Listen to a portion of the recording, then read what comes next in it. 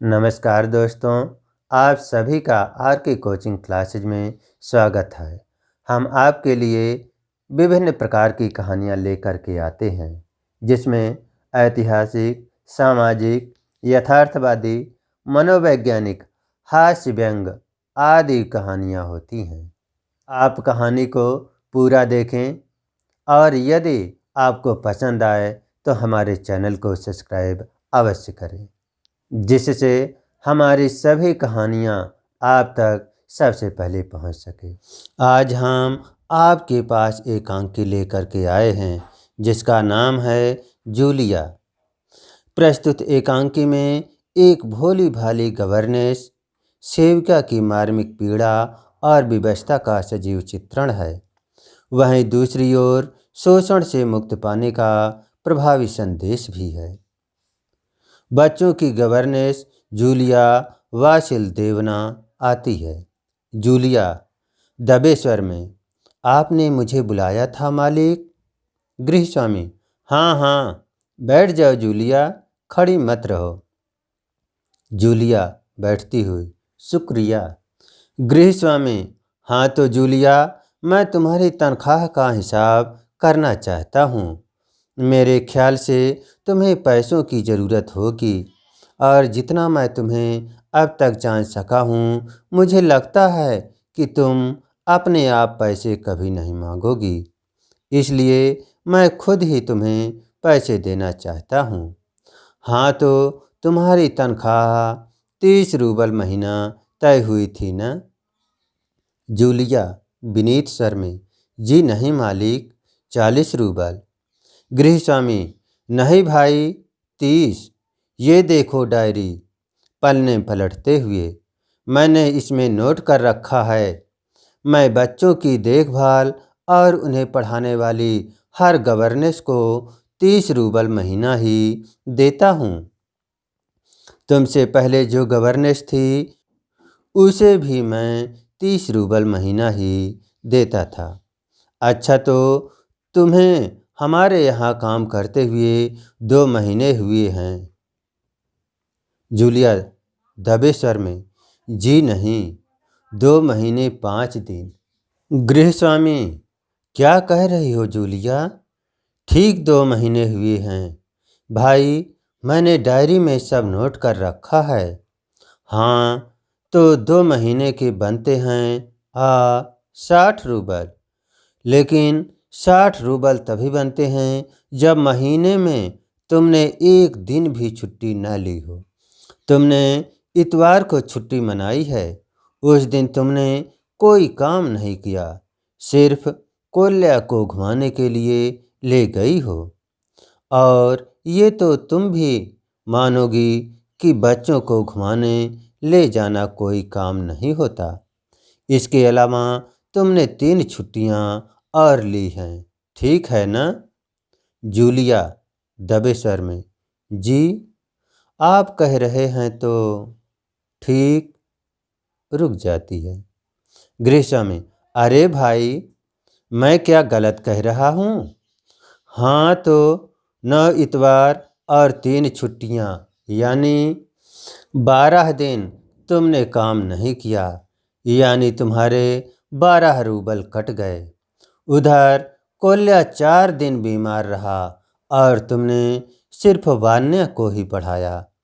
पिछले हफ्ते शायद 3 दिन दांतों में दर्द रहा था और मेरी पत्नी ने तुम्हें दोपहर बाद छुट्टी दे दी थी। तो 12 और 7 19 नागे। हाँ तो भाई घटाओ, 60 में से 19 कितने रहते हैं? 41 रूबल। ठीक है। जूलिया रुआसी हो जाती है, रोते स्वर में, जी हाँ। गृहस्वामी डायरी के पन्ने उलटते हुए, हाँ याद आया, 1 जनवरी को तुमने चाय की प्लेट और प्याली तोड़ी थी।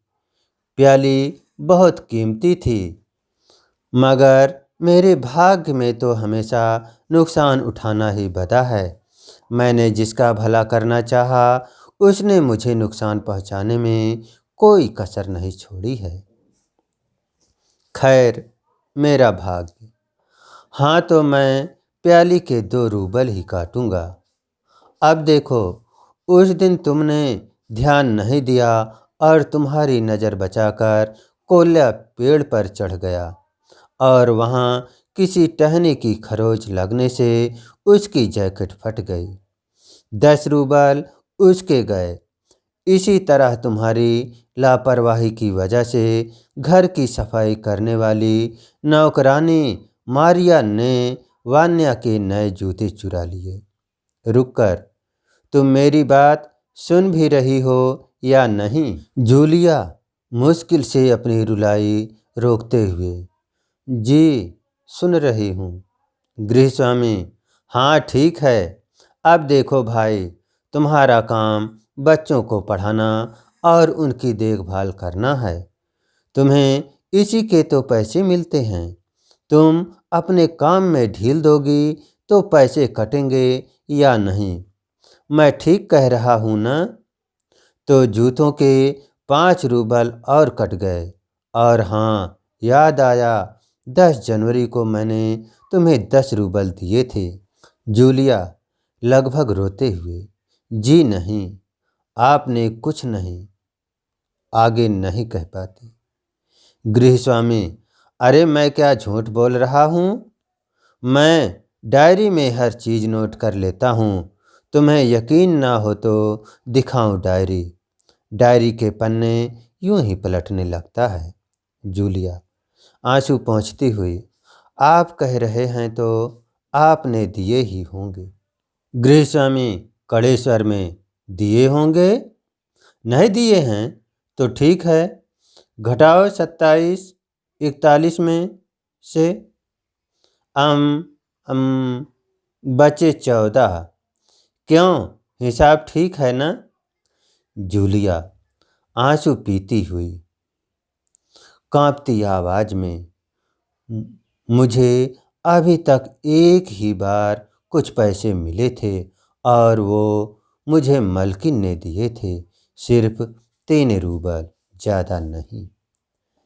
गृहस्वामी जैसे आसमान से गिरा हो। अच्छा, और इतनी बड़ी बात तुम्हारे मालकिन ने मुझे बताई तक नहीं? देखो, तुम ना बताती तो हो जाता ना अनर्थ। खैर, देर से ही सही, मैं इसे भी डायरी में नोट कर लेता हूँ। डायरी खोलकर उसमें यूं ही कुछ लिखता है।